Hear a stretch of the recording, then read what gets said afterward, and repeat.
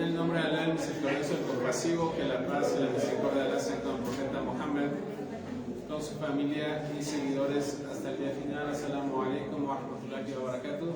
A ver, el equipo de los hombres ya desistió. El equipo de los hombres que siguen las preguntas, pasen hermanos, pasen.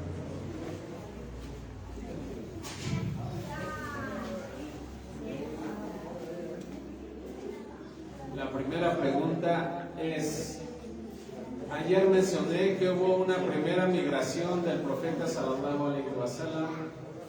La primera migración de los musulmanes, ¿cuánta gente era? Poquitos. ¿Cuántos eran? 11. Como 10, ¿no? Sí, ya tiene la mitad de la pregunta. 11. 11 y luego se dieron. ¿11 qué? Salieron 11. No, pero eran 11 que 11 hombres. 11 hombres. 11 mujeres. 11 hombres, 17 mujeres. No, 17 hombres, 11 mujeres. Eran 11 hombres y 4 mujeres. Y en La la primera. segunda eran 25. No, la segunda ya eran más. 30. 83 hombres 17 y mujeres. 18 mujeres. ¿Y quién regresó en la segunda migración por la gente?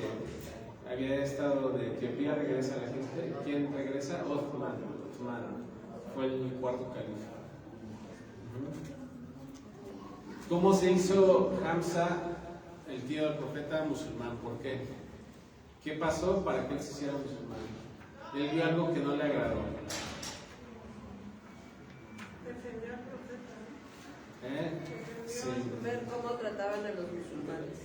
Cómo trataba Abu Yahel al profeta sallallahu alaihi wasallam. Omar ibn al-Khattab, el profeta había hecho dua para que sean 2 hombres musulmanes. ¿Quiénes? Y Alá hizo que uno de ellos se hiciera musulmán. Omar, pero el otro ¿quién era? ¿Su tío? Ajá, pero ¿quién? Abu Yahel. Él dijo, la guía a Abu Yahel o a Omar al Islam. Fue como Omar entra al Islam. Ok, hoy vamos a hablar del año de la tristeza del profeta Muhammad sallallahu alaihi wasallam.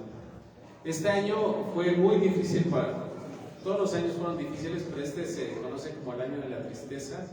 Fue en el 10º de la revelación, porque murió su tío Abu Talib, quien lo había protegido mucho al profeta sallallahu alaihi wasallam contra las agresiones de Quraysh. Hay otra aya del Corán que se revela a causa de él. Recordemos que estamos tratando de juntar qué capítulos encontramos en la vida del profeta que tengan que ver con el Corán. Serían los Quraysh que viajaban de invierno, la caravana de invierno y verano. No, aquí en este caso es por la muerte de su tío. No, esa fue la con Abu Yahel. Ayer vimos esa. Ayer vimos que por Abu Yahel se reveló la de Tabat Yada. Aquí, Cuando viajó, cuando se murió su tío. hay una aya que se revela. Su tío Abu Talib no alcanza a hacerse musulmán. Él decía que su tío no se hizo musulmán porque debido a... O sea, que él creía, pero debido a lo que fueran a decir los Quraysh de él, no lo aceptaba. O sea, porque por la tribu más que nada se desistió del Islam. Pero fíjense, el profeta sallallahu alaihi wasallam pide perdón por su tío. Y se desciende la aya: no corresponde a que el profeta ni los creyentes pidan perdón por los idólatras, aunque se trate de sus parientes, después de que se evidenció que ellos serán moradores del fuego. Después dijo: por cierto, tú, Mohammed, no puedes guiar a quien amas, sino que Alá guía a quien él quiere. Él sabe quiénes seguirán la guía. ¿Esto a qué se refiere? Estaba de que hay 2 tipos de guía. Ahorita, alhamdulillah, fuimos aquí al Tianguis y un señor, alhamdulillah, aceptó el Islam. Y él decía es que a nosotros nos corresponde a la gente. Él decía que se dedica a alejar a la gente alcohólica y a los drogadictos de sus vicios, porque él logró salir de eso. y él pues se refugió en Dios, etcétera, logró salir de eso. Y él decía es que a nosotros nos corresponde dar una guía, y ya después, si la gente lo acepta, pues es ya cuestión de ellos, y es precisamente lo que hacemos nosotros. Hay dos tipos de guía: la guía que es la guía de dirección. Tú le puedes decir a alguien a dónde va, alguien puede llegar y te decir a dónde está el mercado, es decir, está en dirección hacia allá, hacia el sur. Pero tú no está en tus manos en decir si la persona te va a hacer caso en agarrar el sur o ir al norte. Puede ser que diga, no, yo no creo, que esa persona diga, no, yo no creo que esté hacia el sur, sino hacia el norte. Entonces a eso se le llama la guía de la dirección. Y está la guía de prosperidad. La guía de la prosperidad es la que Dios da para que la gente haga. Por lo tanto, nosotros damos la guía de dirección. Nosotros le indicamos a la gente el camino correcto, que sabemos. Y la guía de la prosperidad, si la gente la va a tomar o no, es la que le corresponde a la Semana Batalla. ¿Por qué se llama año de tristeza? Bueno, muere su tío Abu Talib. Muere también Jadilla, 3 meses después de su tío. Entonces,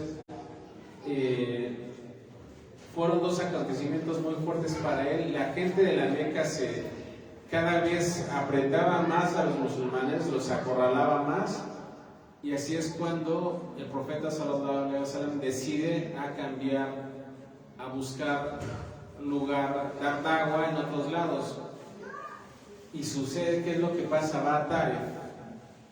Después de morir su tío, aumentó el maltrato de los Quraysh hacia el mensajero, de sus familiares más cercanos, y busca tribus cercanas a la Meca y encontrar un nuevo lugar para la invitación al Islam. Y va a Taif, que se encuentra a 60 kilómetros de la Meca. ¿Sí? Se fue con Zayd ibn Haritha, quien era un esclavo liberto, para invitar a la gente de Taif al Islam. Permanece ahí durante 10 días, pero fíjense, sin respuesta. Y de hecho, Aisha de la que le había preguntado al profeta sallallahu alaihi wasallam cuándo fue de sus días más difíciles. Dice, aquí está el hadith en Bukhari. Le preguntó a Aisha, ¿has tenido un día más difícil que Uhud? Ahorita vamos a ver sobre la batalla de Uhud. Y él respondió, tu gente me había perjudicado mucho, pero el peor acontecimiento fue el día de Aqba, cuando me presenté a Ibn Jalil y Ibn Abu y no respondió a mi pedido. Entonces me marché con un excesivo dolor y no me pude relajar hasta llegar a Qarn, donde levanté mi cabeza hacia el cielo y vi una nube que me cubría. Vi entonces a Gabriel en ella y me dijo, Alá ha enviado al ángel de las montañas para que realices lo que quieras. El ángel de las montañas le saludó y dijo, Mohammed, ordéname lo que desees. Si lo deseas, derrumbaré las montañas sobre ellos. O sea, en esta ciudad de Taif, hasta los niños le aventaron piedras al profeta. O sea, y él estaba muy triste. Y se le aparece al ángel Gabriel y mandan al ángel de las montañas y le dicen al profeta, esta ciudad está entre montañas. Le dijo, ¿quieres que las montañas los destruyan? Y el profeta sallallahu alaihi wasallam, aquí es donde se ve, o sea, en actos como este donde el profeta pudo tomar venganza, dice, no, espero que Alá haga salir de ellos hijos que no lo adoren sino excepto a él. Y esta es una de las ayas muestras donde Alá dice, y no lo enviamos al profeta sino como misericordia para la humanidad, para los seres. El profeta sallallahu alaihi wasallam tuvo el decir sí, que los destruyan, y dice no, que Alá mande descendencia a hijos de ellos que adoren a Allah subhanahu wa ta'ala. Después viene al Isra o al Mi'raj, que se llama la sura del ascenso, el viaje del ascenso nocturno. ¿Sí? De este viaje, ¿sí? El profeta sallallahu alaihi wasallam pues ya había sido examinado con esto, había pasado el año de la tristeza, ¿sí? Y en este acontecimiento pues lo fortalece y lo eleva a un grado muy alto. Dicen que fue el año antes de la emigración a Medina y Bukhari dice que fue después de la muerte de su tío Abu Talib. Sucede la segunda ocasión en donde su corazón es lavado por Jibril. Habíamos dicho ayer que 2 veces se le abrió el pecho. Una, ¿cuándo? A los 6 años. Y la otra es esta, que en esta ocasión introduce el hikmah, la sabiduría y el imán como preparación a lo que venía. Dijo Anas ibn Malik: cuando yo estaba aún en Meca, se abrió el techo de mi casa, bajó Jibril y me abrió el pecho. O sea, que dijo esto en el Anas, relató que el profeta sallallahu alaihi wasallam dijo, ¿no? Cuando yo estaba aún en Meca, se abrió el techo de mi casa, bajó Jibril, me abrió el pecho, luego me lavó con agua de Zamzam. Luego trajo un cáliz de oro lleno de sabiduría y fe, lo vació en mi pecho y luego lo cerró. Después me tomó por la mano y me hizo ascender con él al cielo más cercano, al mundo terrenal. Viajó en esa noche desde Meca hasta Al-Aqsa. ¿Dónde es Al-Aqsa? Jerusalén es donde está la mezquita, la tercera mezquita. ¿Sí? Que, a ver, ¿cuáles son las 3 mezquitas a que el profeta sallallahu alaihi wasallam me encomendó viajar? Al-Aqsa, esta es la primera. Ahora, acuérdense, Al-Aqsa no es el domo de la roca, porque en esa hay un domo que es como de oro, no sé si es de oro, pero esa mezquita la construyó Omar, la de Al-Aqsa está al lado. O sea, muchas veces en las imágenes ven el domo de la roca, el dorado, pero esa no es la mezquita, está al lado. O sea, está en ese mismo terreno, pero la mezquita de Al-Aqsa está al lado. Bueno, dijo el profeta que uno viajara a 3 lugares, o sea, viajes de adoración son 3 lugares. Es esa, Al-Aqsa. ¿Cuál es la segunda? Meca y Medina, la mezquita del profeta. Ahora, ¿por qué? ¿Qué bendiciones hay? ¿Saben alguien cuánto vale una oración en Meca?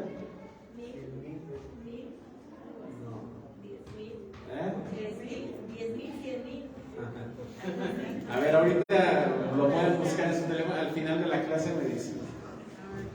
Dice Allah en el Corán: Subhanalladhi asra bi'abdihi laylan min al-masjid al-haram ila al-masjid al-aqsa alladhi barakna hawla linurihi min ayatina innahu huwa samiul basir. Glorificado sea quien transportó a su siervo durante la noche de la mezquita sagrada a la mezquita lejana, cuyos alrededores bendecimos para mostrarle algunos de nuestros signos y es omniyente omnividente.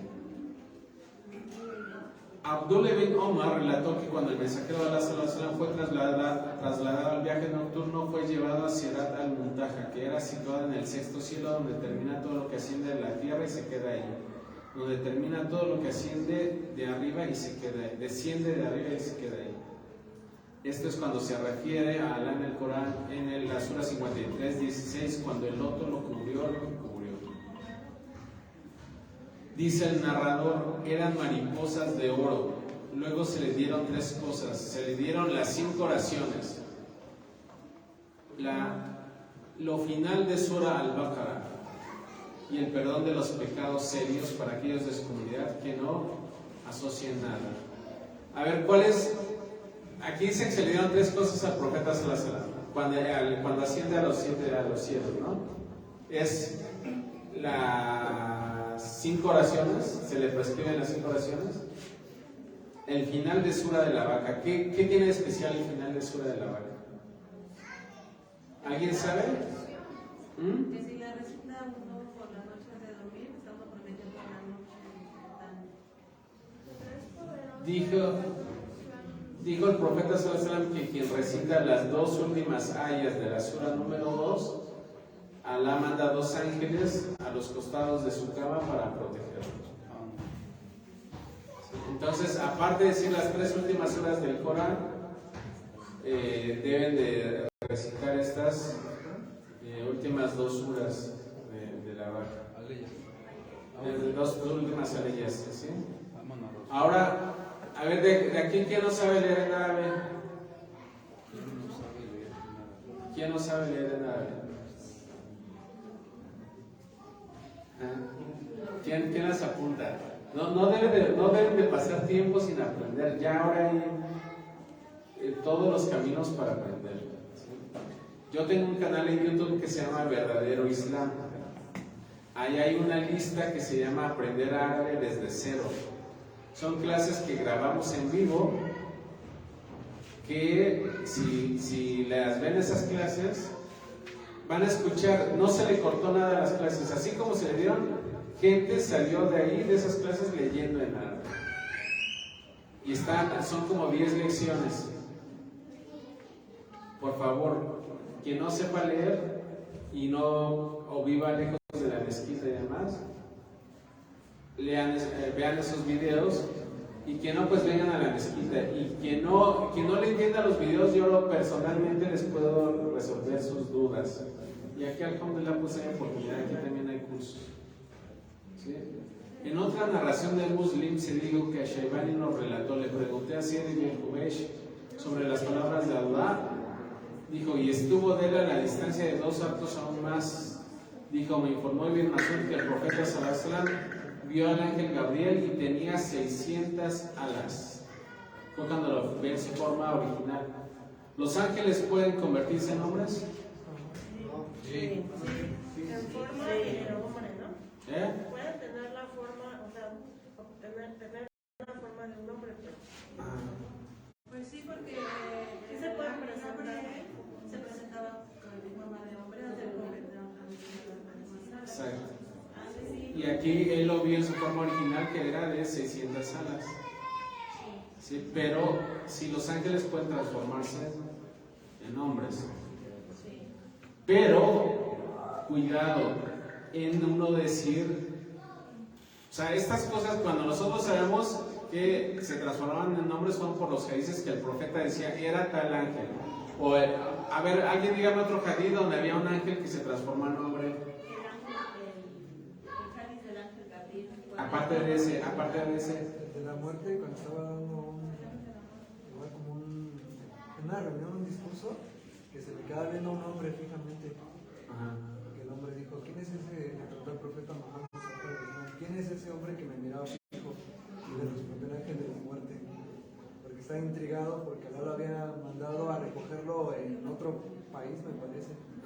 Y este hombre huyó a ese país. No lo había escuchado, fíjate. Pero puede ser así. A ver si lo buscas y me lo pasas. Hay uno donde va. Sí, cuando un hombre se presenta al profeta, ¿cuál es tu religión? Sí, ese es el del ángel Gabriel. Sí. Pero hay otro que va un ángel en forma de hombre con alguien que era calvo, ¿sí? Alguien que era ciego, y el otro. Le pide al ángel que le dé pelo, le pide al ángel que le dé vista, Sí. después se presenta otra vez el ángel. Sí, no era el ángel, o sea, el ángel va con ellos y le dice, a cada uno le dice, al que era calvo, ya llega el ángel y dice, ¿cómo es que tienes un cabello tan bello? Y él dice, ay, ya me lo cuidas. No le daba gracias, no le dio gracias a Dios. Y después va con uno que era pobre. Bueno, tanto el ciego, parece que el ciego y el calvo no le dan gracias a Dios. Y dice entonces que si ha sido como me has dicho, que así sea. Dice el ángel y regresan a su estado anterior. Y después cuando llega con la otra persona que era pobre y tiene ganados, le dice, sí, si quieres toma, todo lo que yo tengo es gracias a mi Señor. Le agradece, ¿no? Le dijo que Dios te dé más. No, o sea, era un ángel que Dios lo había mandado como prueba. Ahora, esos hadices son del profeta, sabía que eran ángeles, pero hoy en día uno como tal no puede decir, bueno, esa persona era un ángel o esta persona era un demonio, porque al final de cuentas nosotros no sabemos. Son cosas del oculto que solamente lo sabían, en este caso los profetas, porque se les informó y ya. Más hoy en día alguien no puede decir, yo sé que esta persona es un ángel o viceversa, etc. ¿Sí? Dijo, hay otro hadith, Abdullah ibn Shakir relató, le dije a Abu Dhar, si hubiera visto al mensajero de Allah sallallahu alaihi wasallam, le hubiera preguntado. me dijo, ¿qué le hubieras preguntado? Respondí, le hubiera preguntado si vio a su Señor. Entonces dijo Abudá, yo se lo he preguntado y me dijo, he visto una luz. O sea, cuando Alá dijo que cuando el profeta sallallahu alaihi wasallam sube, asciende a los cielos, él habla directamente con Alá, pero lo único que él vio fue una luz, ¿no? O sea, un velo. ¿Sí? En este viaje bendito, el mensajero de Alá sallallahu alaihi wasallam se encontró con los demás profetas, con Adán, Abraham, Moisés, Jesús. Se hizo obligatorio las 5 oraciones, teniendo en cuenta que en primero Alá le dijo al profeta sallallahu alaihi wasallam que se le iba a prescribir 50. Baja, pues se encuentra con Moisés, dijo, no es mucho para tu comunidad, y le va descendiendo las oraciones hasta que se prescriben 5. Dijo que cada una iba a equivaler a 10, como si en el día no hiciera las 50 oraciones. ¿Sí? El ascenso fue en cuerpo y alma. Esta historia fue aceptada por los creyentes, rechazada por los incrédulos. De hecho, los incrédulos le preguntaron a Abu Bakr que si daba veracidad de que Mohammed había viajado a Jerusalén en una noche. Eso era lo que yo me refería cuando hablábamos de Abu Bakr. Dijo el profeta sallallahu alaihi wasallam, Abu Bakr fue el primer califa, fue quien se quedó después del profeta sallallahu alaihi wasallam como el representante, como el califa del Islam. Dijo el profeta sallallahu alaihi wasallam que si se ponía en la balanza la fe de Abu Bakr, la de los creyentes, la de Abu Bakr ganaría. Entonces, los Quraysh, la gente que no creía, le pregunta a Mohammed sallallahu alaihi wasallam, ¿tú das veracidad a Mohammed que de aquí viajó hasta Jerusalén y ascendió a los cielos en un día, en una noche?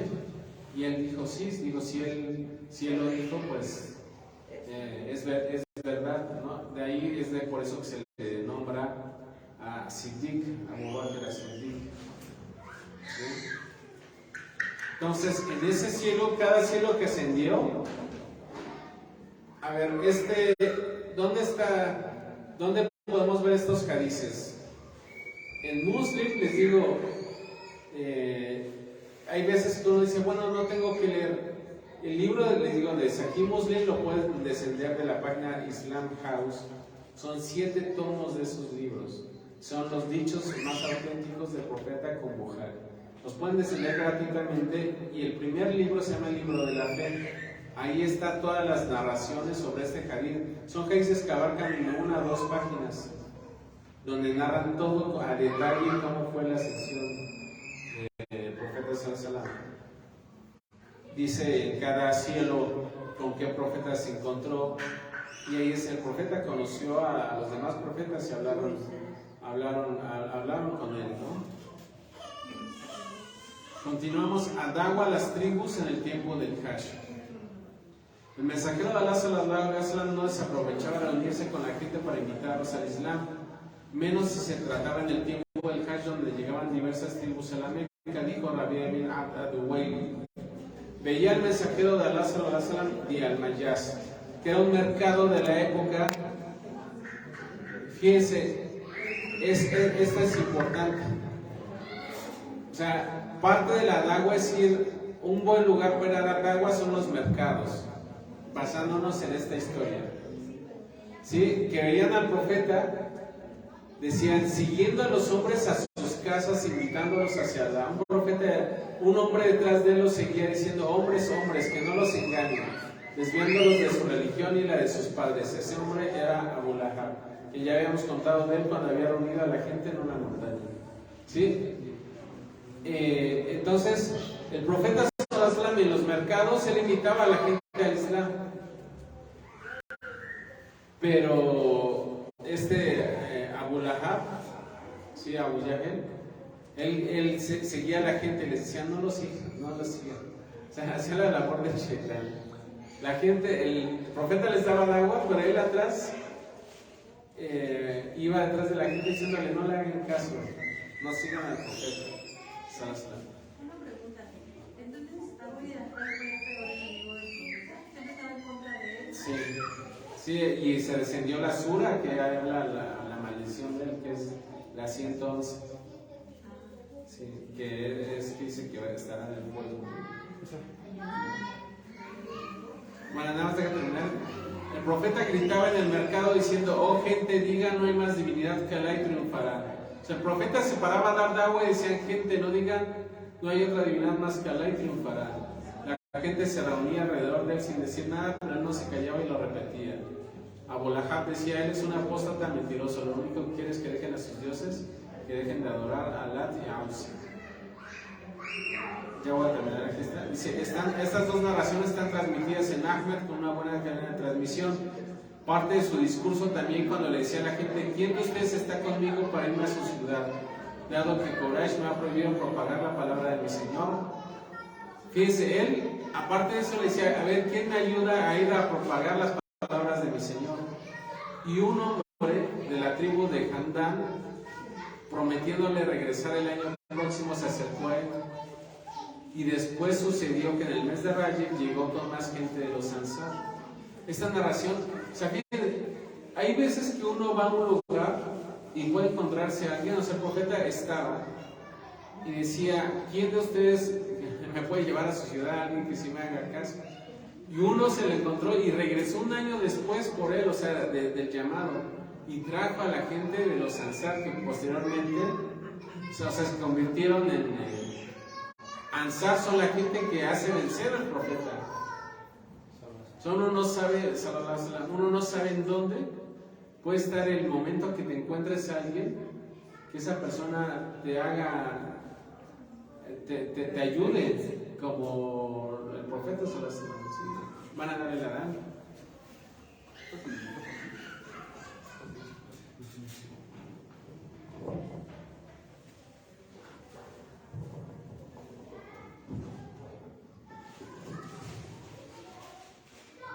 Allahu Akbar, Allahu Akbar, Allahu Akbar, Allahu Akbar. Asyhadu an la ilaha illallah. Asyhadu an la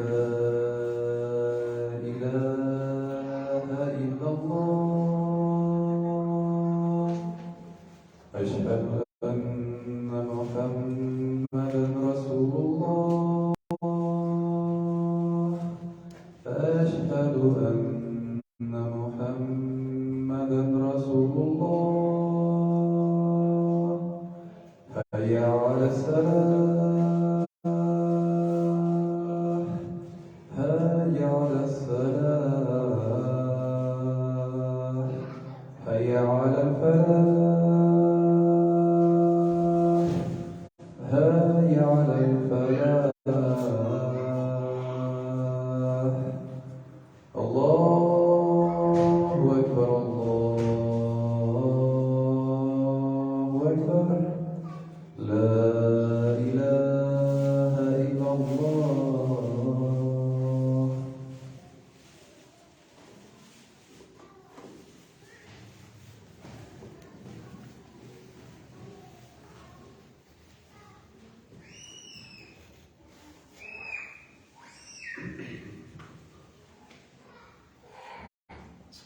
Es que leo me da muchísimo sentimiento porque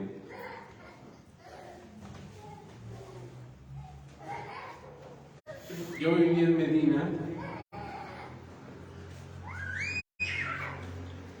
y o sea, la gente allá subhanallah es tan buena. Y vean, ¿no? O sea, este acontecimiento, hay una narración que dice Jabir ibn Abdullah al-Ansari, dijo, el mensajero de Allah sallallahu alaihi wasallam permaneció en Meca durante 10 años, invitando a la gente en sus casas, en Okat y en Mariana, que era el nombre de un mercado, y en los tiempos de la peregrinación como en Mina, diciendo, ¿quién me apoya? ¿Quién me ayudará para que así yo pueda propagar las palabras de mi Señor y tendré el paraíso?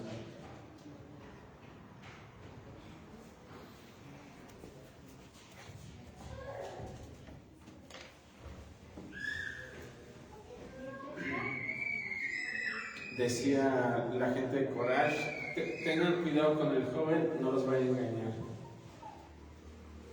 Y lo señalaban con los dedos. Dice hasta que Alá nos mandó hacia él desde Yathrib.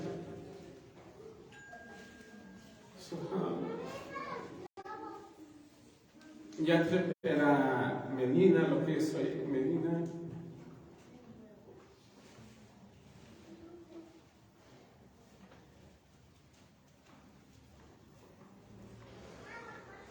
Dice, lo amparamos, lo aceptamos.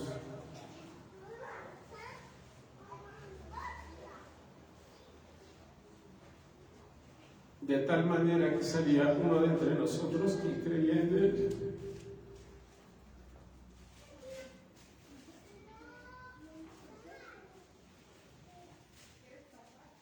Se le recitaba el Corán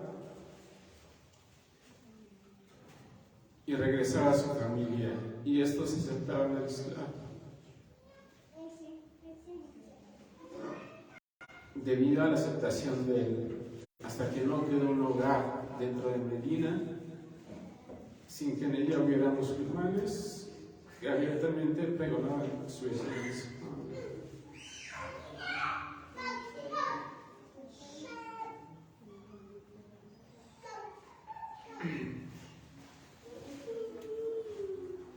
Es la oportunidad de vivir en la ciudad del profeta Sallallahu Alaihi Wasallam.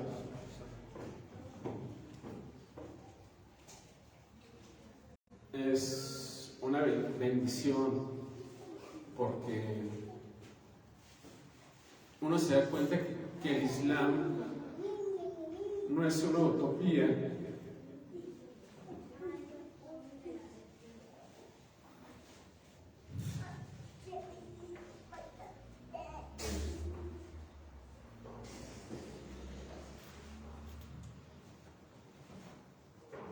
De esa ciudad salió quien ayudó a construir este lugar.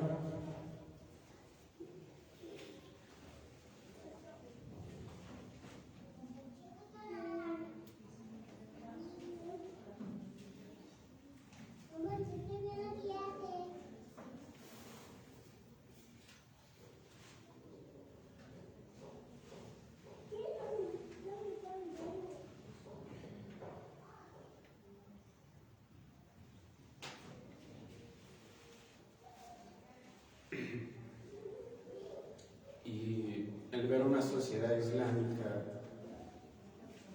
el ver cómo la gente se levanta a adorar a su Señor en la madrugada,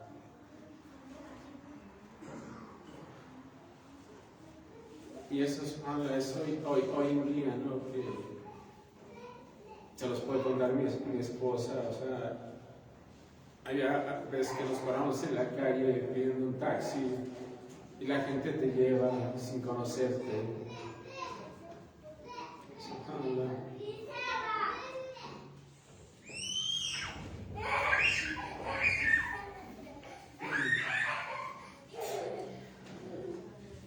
Durante la peregrinación se presentaron jóvenes en Meca, de la tribu de Aus.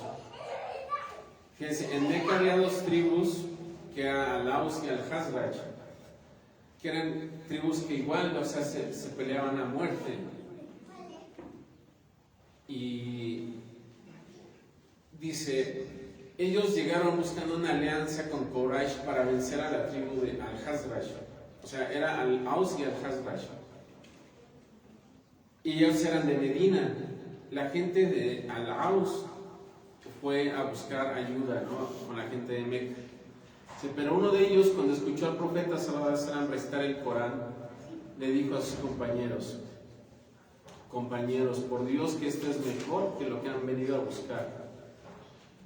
Mashallah. O sea, la gente había viajado allá a Meca simplemente para buscar una ayuda en la guerra. Pero uno escucha el Corán y dicen, esto es mejor a lo que vinieron ustedes a buscar de su alianza, esto es mejor. Y su nombre era Yasir ibn Mu'ad. Sus compañeros no le hicieron caso, pero narran que en la batalla, al morir, no dejaba de alabar a Allah y elogiarlo. De la misma manera, un poeta de Medina llamado Zuhair ibn Samet, quien aceptó el Islam, también de la tribu de Aus. Ellos dos murieron en la batalla que enfrentó a Aus con al-Hazraj 5 años antes de la migración a Medina. Se dice que en esta batalla murieron muchas personas de los dos bandos y entre ellos muchos de los mayores. O sea, hace rato les digo que me daba sentimiento porque yo vivía allá en Medina 8 años. Al dejar la ciudad, recuerdo como yo siempre que viajaba aquí en verano salía con lágrimas de cocodrilo porque uno viene de gente, la gente es muy buena. Dijo el profeta sallallahu alaihi wasallam, dijo, ustedes encontrarán en Medina gente buena y mala, pero si se fijan en la gente buena, encontrarán que la ciudad es perfecta. Y subhanallah, o sea, les digo que el inicio de cómo empezó la construcción de este lugar era lo que yo les digo, me acordaba de un maestro de allá. Y yo al finalizar la clase fui y le hacía preguntas, ¿no? Y me decía, ¿cómo está México? Yo no sabía, íbamos como 50 alumnos de varios países y él sabía que yo era de aquí. Y me sorprendió, le dije, ¿cómo? Ya como que ya me tenía ubicado. Y nos invita a los latinoamericanos, nos invita a su casa a darnos clases constantemente. Y él nos enseñó que él tenía un mud. El mud es una medida que es lo que se da de zakat al-fitr para cada finalizar de Ramadán. Y en ellos tienen la costumbre de decir de quién recibió el conocimiento. Y este sheikh nos enseñó que recibió el conocimiento hasta el hijo adoptivo del profeta sallallahu alaihi wasallam. Tenía su nombre hasta llegar a Zayd bin Thabit. Y este sheikh mashallah nos recibió en su casa además, y después consigue la primera parte para empezar a construir este lugar. Y era una hermana que tuvo cáncer y lo último que hizo fue donar una parte para que se empezara este lugar. Entonces, o sea, fíjense, queramos o no, esta narración que les acabo de leer tiene que ver, o sea, 1400 años con ustedes, con nosotros.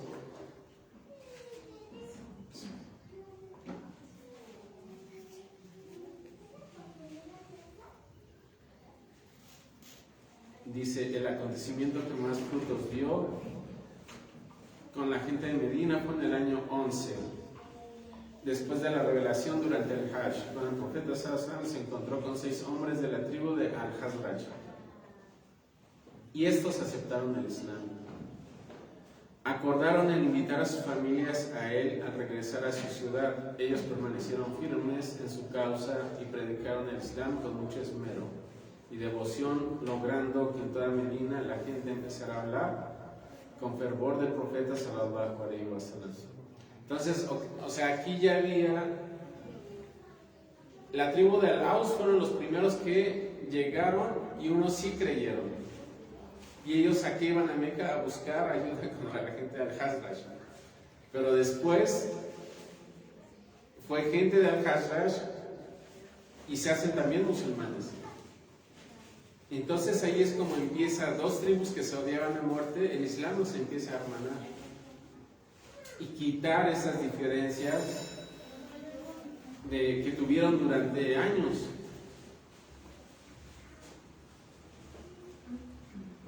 Y dice, ellos permanecieron firmes en su causa y predicaron el Islam con mucho esmero y devoción, logrando que en toda Medina la gente empezara a hablar con fervor del profeta sallallahu alaihi wasallam. Es posible que el daño provocado por la guerra y el fallecimiento de muchos de sus mayores hiciera que la gente empezara a aceptar la fe con mayor empatía. O sea, en las guerras se mataban tanto que los que empezaban a quedar eran los musulmanes. ¿Sí? Y el conocimiento, aceptar la fe con mayor empatía, el conocimiento de la religión judía, pues había un importante número de ellos en Medina. O sea, acuérdense, ahí ya había judíos, en Medina sí había judíos. Y los grandes sabios, uno de los grandes sabios de los judíos, también entra al Islam. Entonces eso empieza, aunque ellos tramaban con los profetas, entra uno de ellos al Islam. Y aquí tenemos el primer juramento de Aqaba. ¿A qué hora se acaba la clase? ¿A las 4:30? Ya, nada más leemos el primer juramento de Aqaba. En el año 12, un año después de haber recibido la comisión de Al-Hazraj, durante la peregrinación acudió un grupo de 12 personas de Yatrib. A ver, ¿qué era Yatrib? Medina. Antes de llamarse Medina, se llamó Yatrib. ¿Sí? Acude un grupo de 12 personas para reconocer a Muhammad sallallahu alaihi wasallam. Cabe mencionar que entre ellos se encontraban 2 personas de tribu de Al-Aus, lo que mostraba que la comisión que se había islamizado anteriormente puso énfasis en unir a las tribus bajo la bandera del Islam. O sea, y esa comisión que vino al año 12 era ya una comisión no como la primera. O sea, al inicio nada más iba gente de Al-Aus y a la segunda fue gente de Hazraj. La siguiente comisión ya viene gente de las 2 tribus. O sea, ya venían unidos a través del Islam. Y le hacen un juramento al profeta que era no asociar nada con Alá, obedecer lo que Alá ordena y dejar lo que Alá prohíbe. Que ese es el testimonio de fe al final de cuentas. O sea, uno cuando hace el testimonio de fe es como si tú juraras que vas a obedecer al profeta en lo que encomienda y alejarte de lo que prohíbe. Y ahí es donde el profeta sallallahu alaihi wasallam envía a Musab ibn Umayr radhiyallahu anhu para enseñarle a los hombres los asuntos de su religión, la lectura y el aprendizaje del salat. Musab ibn Umayr, él era un hombre él era de los pudientes y abandona su familia, abandona sus riquezas y todo, que él prefiere, o sea, su familia, él lo rechaza de la Meca y decían que para cubrirlo en su funeral, su zob le quedaba tan corto que si le descubrían la parte de arriba, si le cubrían arriba, se les cubría abajo. Si le cubrían abajo, se les cubría parte de arriba. Pero bueno, vamos a hacer Shal Salet, mañana seguimos. Pero mashallah, o sea, esto se les debe de quedar una unión del profeta sallallahu alaihi wasallam en su vida con la de ustedes, porque al final de cuentas se ve todo ese trabajo, todo pues esa bendición que tuvo el profeta sallallahu alaihi wasallam, ¿no? O sea, nosotros hoy en día, ¿sí, hermano? Perdón, bueno, porque ya va a cumplir, yo tengo 1000 oraciones, una sola oración en Meca equivale a 100.000 oraciones. Sí tengo duda de 1000 oraciones en la mezquita sagrada del profeta sallallahu y 50 en Jerusalén. ¿Hablamos de 50.000 o de 50 en la misma? No son 50, no. ¿En Jerusalén? Sí, pero no. A ver, ¿alguien más tiene el dato? En Meca son 100.000. Ajá. En Medina. ¿En Medina? Son 1000. No son adivinanzas. Jerusalén. Tal les va a decir después del Salat. La paz hagan profetas.